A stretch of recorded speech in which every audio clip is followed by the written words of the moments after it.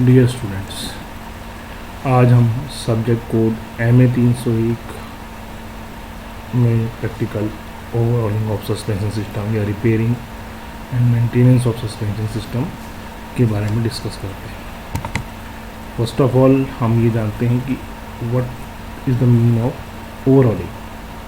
Overhauling is the term which is used for dismantling a mechanism completely. Checking the functionality of each component means inspection, repairing them if it is required, and then assembly.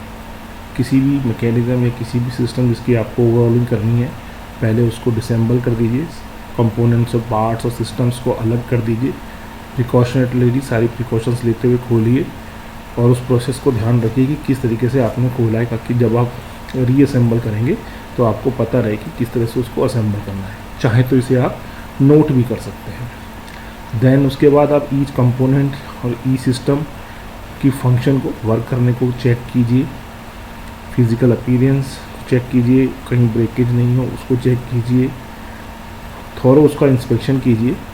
Then उसके बाद आप अगर ज़रूरत है किसी component या system की कि वर्क सही नहीं कर रहा है या कहीं से वियर टियर है, ब्रोकन पार्ट्स हैं, तो उसको रिपेयरिंग कीजिए या रिप्लेस कीजिए एंड देन उसको फिर से असेंबल कीजिए प्रॉपरली, जिससे कि वो फिर से फुल परफॉर्मेंस के साथ अपना फंक्शन कर सके। That one is the main function of overhauling. तो ओवरऑलिंग के बाद हम समझते हैं सस्पेंशन सिस्टम क्या है। हमारे ऑटोमोबाइल व्हीकल में सस्पेंशन सिस्टम जो है वो मेनली व्हीकल बॉडी और हमारी जो व्हील्स हैं, एक्सल है, असेंबली, उसको सेपरेट करता है। यूँ कहे कि उनके बीच के कनेक्शन कड़ी है। इसको इस तरह से भी कह सकते हैं कि ये सिस्टम है जिसमें स्प्रिंग्स, डैम्पर्स, मैकेनिकल लिंकेजेस होते हैं। इन सबको मिलके ये सिस्टम बनता है जिसमें कि शेकल्स, टॉर्शन बार, व्हील्स वगैरह सब आते हैं।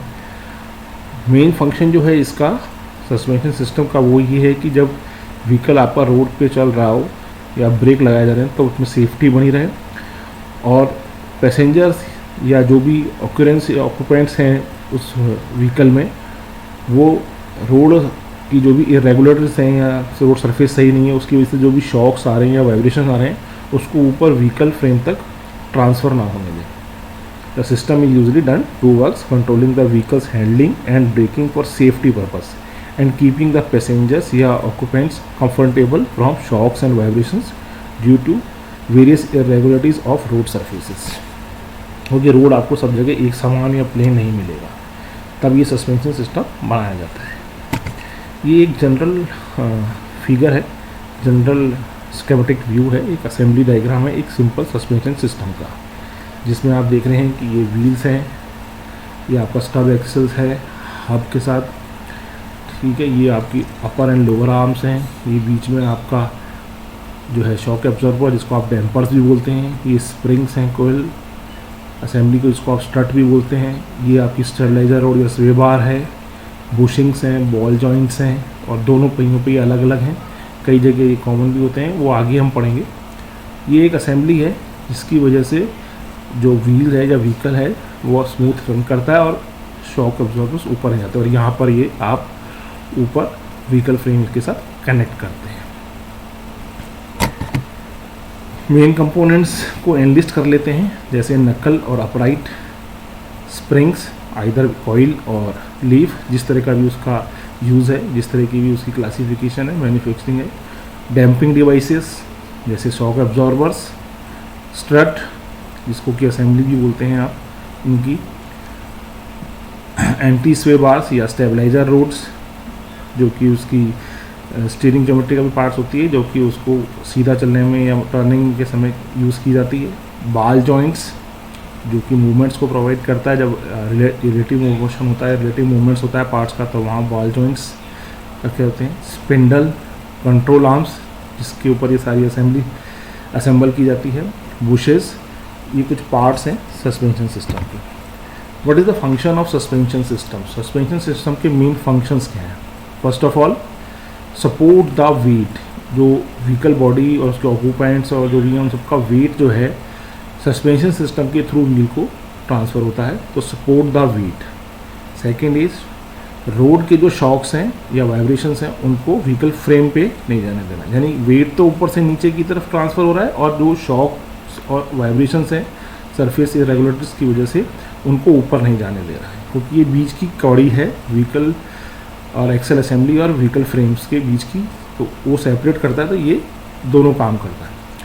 Preserve the stability of vehicle जब रोड पे मोशन में हो, चल रहा हो, तो स्मूथ राइडिंग के लिए उसको स्टेबल बनाए रखता है, उसमें किसी भी तरह के झटके वगैरह ना आए, उसको भी ये बचा के रखता है और उसको स्ट्रेट वे में चलने देता है, किसी तरह का कोई पुल डाउन नहीं होने देता।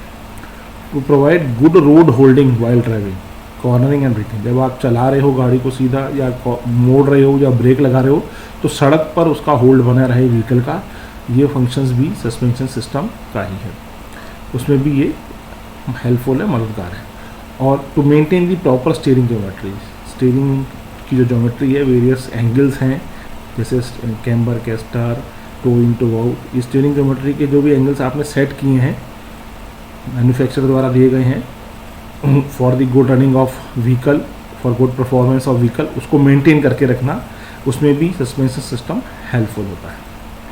एक अच्छे सस्पेंशन सिस्टम के क्या रिक्वायरमेंट्स हैं, जैसे minimum deflection with required stability, जब उसके ऊपर लोड आता है, शॉक्स आते हैं, तो इसमें किसी प्रकार का डिफ्लेक्शंस नहीं होना चाहिए, अगर डिफ्लेक्शन आता भी है तो वो वापस अपनी ओरिजिनल पोजीशन को रिगेन कर ले, तो मिनिमम डिफ्लेक्शन होना चाहिए और स्टेबिलिटी बनी रहनी चाहिए व्हीकल की, ये आपका सस्पेंशन सिस्टम का मेन रिक्वायरमेंट है। ये कंपैटिबल होना चाहिए दूसरे व्हीकल कंपोनेंट से, जैसे फ्रेम है, स्टीयरिंग लिंकेजेस हैं वगैरह, ब्रेकिंग सिस्टम है वगैरह, इन सब से वो कंपैटिबल होना चाहिए, वो सब इसके साथ जुड़े हुए होते हैं क्योंकि इसी के ऊपर लगे होते हैं। इसकी इनिशियल कॉस्ट, ऑपरेटिंग कॉस्ट और मेंटेनिंग कॉस्ट, ये तीनों कम से कम होनी चाहिए, ये इंपॉर्टेंट पार्ट है व्हीकल का।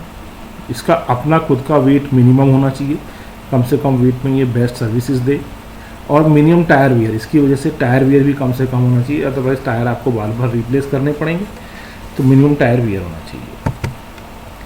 Type of suspension system, mainly जो हम सस्पेंशन सिस्टम को दो तरह से क्लासीफाई करते हैं, डिपेंडेंट और independent suspension system.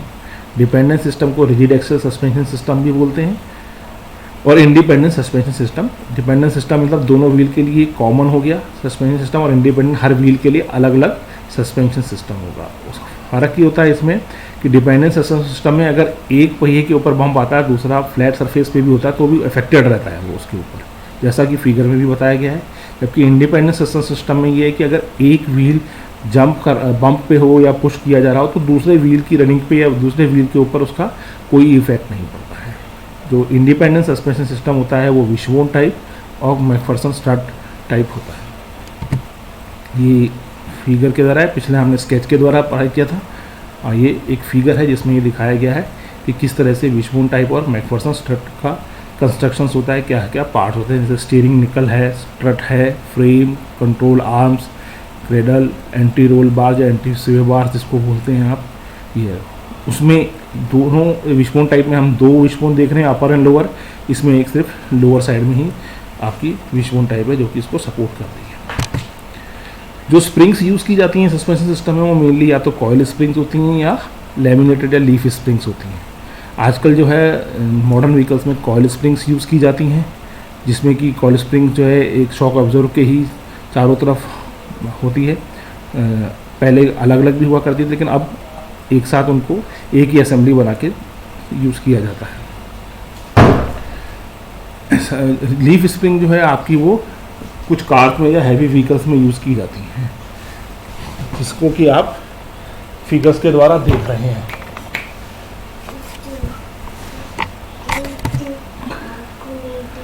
Repair and maintenance of suspension system हम मेनली पढ़ते हैं। सम ऑफ द डायग्नोसिस या service required during repair and maintenance services R S, ये भी हैं। जब हम सस्पेंशन सिस्टम को आप रिपेयर करते हैं या मेंटेनेंस देखते हैं उसकी, तब आपको क्या क्या ज़रूरत है उसको देखने की, इसके स्टेप्स को हम देखने की कोशिश करते हैं, पढ़ने की कोशिश करते हैं। सबसे पहले आप किसी भी सिस्टम को जब आप ओवरऑलिंग करेंगे, तो जैसा हमने बताया डिसेंबल करेंगे, उसके पार्ट्स की स्टडी करेंगे, इंस्पेक्शन करेंगे, देन उसके बाद रिपेयर मेंटेनेंस, और फिर उसको वापस रीसेंबर करेंगे। तो सस्पेंशन सिस्टम में ड्यूरिंग रिपेयर मेंटेनेंस आप क्या क्या करते हैं, उसको हम स्टेप्स में कन्वर्ट करके पढ़ते हैं। पहला है जैसे सस्पेंशन सिस्टम की डायग्नोसिस करेंगे कि सस्पेंशन सिस्टम में क्या प्रॉब्लम आ रही है और क्या क्या हमें ठीक करना है। देन उसके बाद शॉक एब्जॉर्बर, सस्पेंशन स्प्रिंग, बाल joint, suspension bushing, Macpherson strut, wheel alignment, ये कुछ इसके मेन कंपोनेंट्स हैं जिनको हम इसकी रिपेयरिंग मेंटेनेंस के दौरान स्टडी करेंगे। वन बाय वन हम सबको डिस्कस करते हैं। जैसे सस्पेंशन सिस्टम डायग्नोसिस,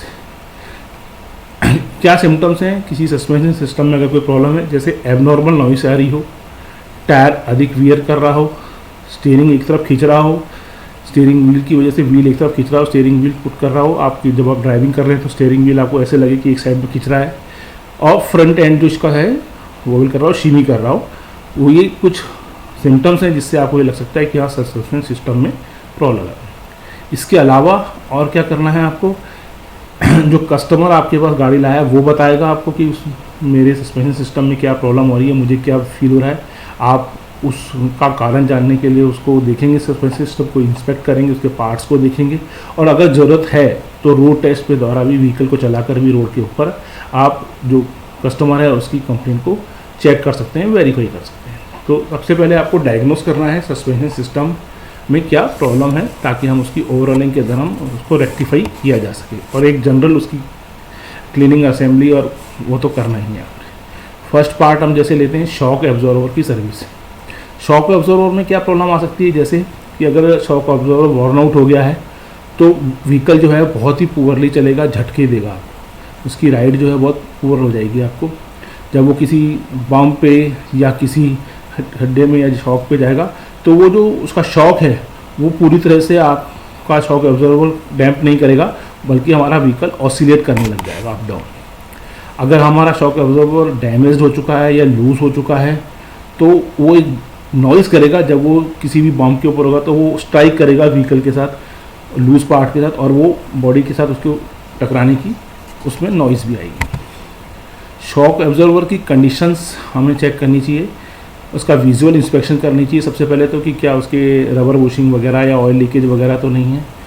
उसके बाद बाउंसिंग टेस्ट करना चाहिए, जैसे उसको हम ऊपर से प्रेस करके देखें बार बार और देखें कि वो ऊपर नीचे हो रहा है शॉक एब्जॉर्बर। उसके बाउंस टेस्ट करना पड़ेगा, जैसे कि एक कॉर्नर पे उसको खड़ा करके बॉडी को छोड़ दें और उसको एक बार दबा के छोड़ें तो देखें वो कितने बार रिबाउंड्स कर रहा है उसका, ये उसका बाउंसिंग टेस्ट है आपका। अगर शॉक एब्जॉर्बर फॉल्टी है तो हम उसको रिप्लेस कर देंगे। उसको रिप्लेस करने के लिए वही है कि पहले उसको आप करिए व्हीकल को, उस व्हील को उसको लिफ्ट करिए व्हीकल को, फिर व्हील्स रिमूव करिए, कंट्रोल आर्म से जैक के एक्सल हाउस से जैक से अपर कीजिए और शॉक एब्जॉर्बर को पुराने को हटा दीजिए और नया उसमें लगा के व्हील्स को वापस से सेट कर दीजिए। ये एक फिगर है कि किस तरह से उसकी असेंबली तैयार की जाती है। सस्पेंशन स्प्रिंग की सर्विस कैसे करते हैं। सस्पेंशन स्प्रिंग जो है वो व्हीकल की जो बॉडी है उसको डैम्प आउट करके उसको सेटल डाउन करती है। उसका जो कर्व वेट है, हाइट है, जो उसको चेक करती है, उसको लोअर ही रखती है। उसकी जो कंट्रोल आर्म है उसकी पोजीशन पे भी डिपेंड करता है, और अगर वो मिसअलाइंड है तो वो रिजल्ट करती है कि सस्पेंशन स्प्रिंग आपकी फॉल्टी हो गई है। काफ़ी लंबा समय अगर चल जाए व्हीकल, प्रोलॉन्ग सर्विस हो, तो भी उसकी फटीग की वजह से भी सस्पेंशन सिस्टम वर्किंग पुअर हो जाती है। कर्व वेट कैसे करेंगे, हम व्हीकल को एक लेवल सरफेस के ऊपर रख देते हैं, खड़ा कर देते हैं, और उसके जो सस्पेंशन सिस्टम का सबसे डाउन पॉइंट है उसको फ्लोर से उसकी हाइट नाप देते हैं, और जो उसकी डिस्टेंस है, हाइट है, वो जो मैन्युफैक्चरिंग की जो हमें डिस्टेंस दी गई थी, स्पेसिफिकेशन जो दिए गए थे उससे कंपेयर करते हैं। अगर वो कम हो गई है, कर्व वेट नीचे आ गया है, लो हो गई है, तो हम उसको स्प्रिंग को या टोर्शन बार जो भी है उसको आइदर तो एडजस्ट करेंगे या रिप्लेस कर देंगे। जो उसका वेट होता है कर्व वेट का, उसको भी हम चेक करेंगे, गाड़ी को फुल टैंक भर के और खाली करके उसके बाद उसको वेट को चेक करेंगे और स्पेसिफिकेशन से चेक करेंगे। कॉयल स्प्रिंग है नेक्स्ट हमारा, स्प्रिंग रिमूवल कहते हैं। वही है, व्हीकल को आप लिफ्ट कर दीजिए किसी भी जैक के ऊपर, उसके बाद एक्सल हाउसिंग और कंट्रोल आर्म जो है सपोर्ट है उसकी, उसको लिफ्ट करके उसको शॉक एब्जॉर्बर को उसको हटा लीजिए। स्प्रिंग कंप्रेसर से आप स्प्रिंग कंप्रेसर जो उस पर अटैच करिए, इंस्टॉल कीजिए और स्प्रिंग को कंप्रेस कर दिया। जो स्प्रिंग है उसको रिमूव करना इसलिए ज़रूरी है कि जो कंपोनेंट्स हैं वो डैमेज नहीं हो, कंट्रोल आर्म जो है नीचे लो डाउन नहीं हो, ब्रेक लाइनिंग और स्टीयरिंग को वो डैमेज नहीं करे। और हम उसको जो स्प्रिंग है कंप्रेसर को उसको बाहर निकाल लेते हैं और उसके बाद उसमें नई स्प्रिंग को इंस्टॉल करते हैं और उसके बाद उसको रीअसेंबल करके वापस से शॉक एब्जॉर्बर लगा के व्हील्स को आप उस पर माउंट कर देते हैं और व्हील जो है लिफ्ट से नीचे उतार के व्हीकल को और वापस से उसकी कर्व हाइट को हम चेक कर लेते हैं। लीफ स्प्रिंग और कॉइल स्प्रिंग चेक करते हैं। लीफ स्प्रिंग जो है आपकी वही है, फ्लोर जैक पे लगाइए। यू बोल्ट्स और क्लैंप्स जो है उसके मिडिल में स्प्रिंग एक्सल को उसको हटाइए वहाँ से और ओल्ड लीफ स्प्रिंग को हटा के न्यू लीफ स्प्रिंग उसमें लगा दीजिए, रीअसेंबल कर दीजिए और व्हीकल को जैक से नीचे कर दीजिए। टॉर्शन बार जो है मोस्टली एडजस्टेबल होती हैं, उसमें जब तक टूट नहीं जाए टॉर्शन बार रिप्लेस करने की ज़रूरत नहीं होती, उसको आप री एडजस्ट करके वापस से यूज़ कर सकते हैं। बॉल जॉइंट्स, अगर बॉल जॉइंट्स वॉर्न आउट हो गए हैं तो स्टीयरिंग नुक्कल जो है वो आपकी असेंबली या व्हील असेंबली जो है वो लूज़ हो जाएगी, कंट्रोल आर्म्स पे लूज़ हो जाएगी अगर वो प्रॉपरली वर्क नहीं करेंगे और आपको साउंड्स फीलिंग बार बार टक टक जैसे आवाज़ होती है वो आपको सुनाई देगी उसमें जब भी गाड़ी ड्राइव की जाएगी, बम्प्स के ऊपर होगी या टर्न करेंगी, तो ये एक इंडिकेशन है कि बॉल जॉइंट्स आपके वॉर्न आउट हो गए हैं। वॉर्न जॉइंट में आपको उसका प्रॉपर लुब्रिकेशन करना पड़ेगा। अगर वो लगातार काफ़ी लंबे से यूज़ हो रहे हैं तो उसमें उसका लुब्रिकेशन ना हो तो उसका लुब्रिकेशन प्रॉपरली करना पड़ेगा। वो वियर आउट हो गए होंगे तो उसको आपको चेंज करना पड़ेगा आपको उसमें, और उसमें जो निप्पल्स हैं उसमें ग्रीसिंग करनी पड़ेगी ताकि आपकी जो जॉइंट्स हैं वहाँ पर प्रॉपरली जो रिलेटिव मोशंस हैं वहाँ पर आपको फंक्शन प्रॉपरली उसमें मिलता रहे। बॉल जॉइंट्स का वियर टियर भी आपको चेक करना पड़ेगा कि उसमें कोई प्ले तो नहीं आ गई है, वो प्रॉपरली ग्रिप किए हुए हैं। ये सब चीज़ें आपको बॉल जॉइंट की सर्विसिंग के दौरान देखनी है। बॉल जॉइंट को आइदर आप रिमूव कर सकते हैं या फिर रिप्लेस करते हैं। अगर वो टोटली डैमेज हो गया है तो आपको रिप्लेस करना पड़ेगा और अगर आप उसको रिपेयर करके फिर से लगा सकते हैं तो पहले वही है कि आप व्हील उतारें, शॉक एब्जॉर्बर अलग करें, कंप्रेसर जो स्प्रिंग है उसको इंस्टॉल करें और उसमें फिर से स्टीयरिंग निकल में और उसमें बॉल जॉइंट आप रिमूव करके नया उसको लगा दिया जाए। सस्पेंशन सिस्टम की बुशिंग की भी हम सर्विसेज करते हैं। इसमें रबर बुशिंग्स होती हैं मेनली जो इनर एंड्स पे होती हैं, उसको हर समय समय पे चेक करते रहना चाहिए बुशिंग को कि वो वियर आउट तो नहीं हो गई हैं। अगर वो वॉर्न आउट हो चुकी हैं उसमें तो आपकी जो कंट्रोल आर्म्स हैं उसमें वियर टियर हो जाएगा, स्टीयरिंग में प्रॉब्लम आनी शुरू हो जाएगी। इसलिए आपको बुशिंग वियर को आपको लगातार चेक करना पड़ेगा, उसका मूवमेंट चेक करना पड़ेगा, उसकी आपकी जो फंक्शनिंग है उसको आपको चेक करता रहना चाहिए। अगर वो वॉर्न आउट हो गई हैं तो आपको उसको रिमूव करके रिप्लेस करना पड़ेगा।